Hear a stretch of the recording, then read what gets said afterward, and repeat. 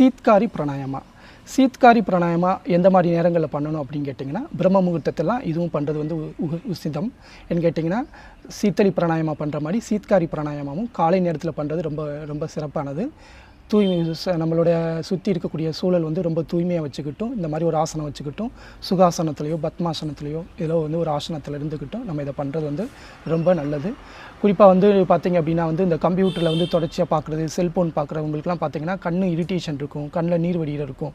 அப்போ அதெல்லாம் என்ன இது அப்படின்னு கேட்டிங்கன்னா, உங்களுக்கு அதிகமான அளவுக்கு அந்த அந்த ஸ்க்ரீன்லேருந்து அதிகமான வெப்பம் வந்து நம்ம உள்ள உடம்புக்குள்ளே போகிறதுனால அந்த வெப்பம்லாம் கண் வழியாக வெளியில் வருது. அப்போ இந்த மாதிரி நேரங்களில் நம்ம என்ன பண்ணலாம் அப்படின்னு கேட்டிங்கன்னா, இந்த சீத்காரி பிராணாயாமா வந்து ரொம்ப பண்ணலாம். அது மட்டும் இல்லாமல் ஒரு சிலருக்கு வந்து அதிகமாக வேலை பளு வந்து அதிகமாக இருக்கனால அவங்க ஸ்ட்ரெஸ் ஆவாங்க. ஸோ அவங்க கொஞ்சம் ரிலாக்ஸாக ஃபீல் பண்ணணும் அப்படின்னு நினச்சாங்க அப்படின்னா, அவங்க சாப்பிட்டு குறைஞ்சது ஒரு 2 மணி நேரம், அதிகபட்சம் ஒரு 3 மணி நேரம் இருந்தது அப்படின்னா, அந்த டயத்தில் உட்காந்து அவங்க என்ன பண்ணலாம்னா, இந்த மாதிரி ஒரு அமைதியான இடத்துல ஒரு பாய் விரிச்சோ இல்லை அவங்க ஏதோ ஒரு யோகா மேட்டை விரிச்சோ வந்து உட்காந்து இந்த பிராணாயாமா வந்து பண்ணலாம். இந்த சீத்காரி பிராணாயாமா பண்ணுறதுக்கு வந்து பார்த்திங்க அப்படின்னா, நாக்கை வந்து நல்லா மடிச்சுக்கணும். அப்போ அதுக்கு முன்னாடி நீங்கள் என்ன பண்ணுறீங்க, ஒரு நல்ல சுகாசனில் உட்காந்துக்கோங்க. உங்களோட முதுகு தண்டு நேராக இருக்கட்டும், கழுத்தெல்லாம் நேராக இருக்கட்டும். நீங்கள் என்ன பண்ணுங்கன்னா, 2 விரல்லையும் வந்து 2 கைகள்லையும் சீன் முத்திரை வச்சுக்கோங்க. வச்சுக்கிட்டு நாக்கை நல்லா மடிச்சுக்கோங்க.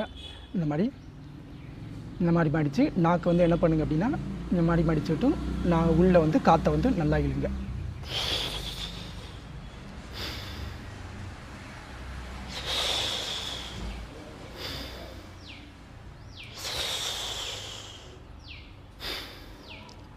இந்த மாதிரி இழுத்து பண்ணணும். இது நீங்கள் என்ன பண்ணுறீங்க அப்படின்னா, ஃபஸ்ட்டு பண்ணும்போது வந்து ஒரு மைண்டில் வந்து எண்ணிக்கோங்க. 1 2 3 4 5 6. அப்போ 6 சொல்கிற வரைக்கும் உள்ளே இழுங்க. அதுக்கடுத்து உடனே என்ன பண்ணுவீங்க அப்படின்னா, 1 2 3 4 5 6 6க்கு வந்து வெளியில் விட்டுருங்க. இதுவும் வந்து நாக்கு வாய் வழியாக உள்ளே இழுக்கிறோம், 2 மூக்கு துவாரம் வழியாக வெளியில் வந்து வெளிக்காற்றை வந்து வெளியில் தள்ளுறோம். இன்னும் ஒரு முறை செய்து காட்டேன், கொஞ்சம் கவனிங்க. நாக்கை நல்லா மடிச்சுக்கிறோம்.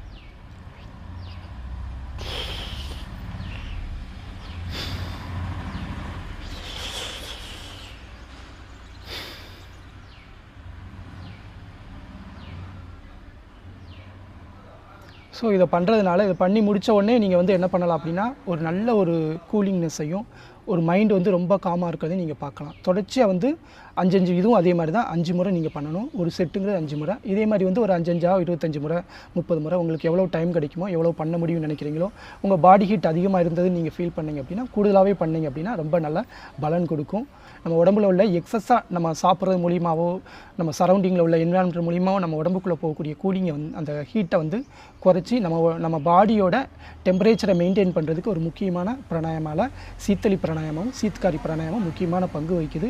இதை நீங்கள் டெய்லி வந்து பண்ணீங்க அப்படின்னா, உங்களுக்கும் நீங்களும் பண்ணுங்கள், உங்களை சார்ந்தவங்களுக்கும் இதை பண்ண சொன்னீங்க அப்படின்னா, அவங்க பாடியை வந்து ரொம்ப காமாகவும் கூலாகவும் வச்சுக்கலாம். பாடியோட டெம்பரேச்சரை மெயின்டைன் பண்ணலாம். அப்போ மெயின்டைன் பண்ணும்போது என்ன ஆகும் அப்படின்னா, யூரின்லாம் வந்து ரொம்ப வந்து எல்லோயிஸாக போகிறது, யூரின் போகும்போது எரிச்சல் வர்றது, கண்ணெரிச்சல் வர்றது, இந்த மாதிரி பிரச்சனைகள்லாம் தடுக்கிறதுக்கு ஒரு முக்கியமானது வந்து இந்த கூலிங் பிராணாயாமா. காலை இல்லை மாலை ஏதாவது ஒரு முறை பண்ணினாலே போதும்.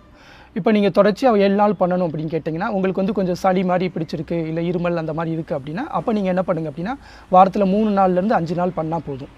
நீங்கள் தொடர்ச்சியாக ஒரு 7 நாள் பண்ணி பாருங்கள். 7 நாள் பண்ணி உங்களுக்கு வந்து நல்ல கூலிங் மட்டும்தான் கிடைக்கிது, சளி பிடிக்கலை, இருமல் வரல, இந்த மாதிரி சளி தொந்தரவு இல்லை அப்படின்னு நினச்சிங்கன்னா நீங்கள் தொடர்ச்சியாக பண்ணலாம்.